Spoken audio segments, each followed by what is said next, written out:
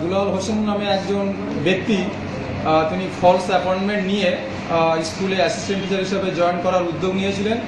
তো তিনি প্রথমে আমাদের এসআই সাহেব যিনি গাজলে আছেন বৌধায়ন বিশ্বাস, তার সাথে গতকাল 2টোর সময় যোগাযোগ করলেন। উনি অ্যাপয়েন্টমেন্টটা দেখে সঙ্গে সঙ্গে আমাদের চেয়ারম্যান সাহেবের হোয়াটসঅ্যাপে পাঠিয়ে দিলেন। চেয়ারম্যান সাহেব এখন মানে মাস্টার্স অফ লয়ের ফাইনাল এক্সামের জন্য উনি রাজ্যের বাইরে আছেন। তো চেয়ারম্যান সাহেব অত্যন্ত তৎপরতার সাথে সেই বিষয়টা দেখে উনি দেখলেন যে আমাদের ডিপিএসসির ইস্যু করা অ্যাপয়েন্টমেন্ট নয় এবং অ্যাপয়েন্টমেন্টটা ফলস সেই করা হয়েছে। সঙ্গে সঙ্গে তিনি রাজ্যের বাইরে থেকে আমাদের যে গাজল থানা আছে গাজল থানাতে উনি এফআইআর করলেন এবং এফআইআর করার পরে ওই ব্যক্তি অ্যারেস্টও হয়েছে।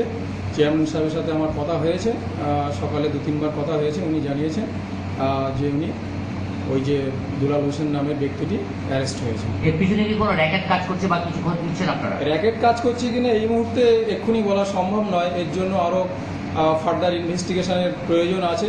ফার্দার ইনভেস্টিগেশন হলে আরও বেশি জানা যাবেন। তবে চেয়ারম্যান সাহেব অত্যন্ত তৎপর ব্যক্তি, উনি এই বিষয়টা নিয়ে চিন্তা ভাবনা করবেন এবং ফার্দার ইনভেস্টিগেশনের জন্য নিশ্চয়ই চেষ্টা করবেন। এসআই সাহেব বললেন যে রতুয়াতে পারে।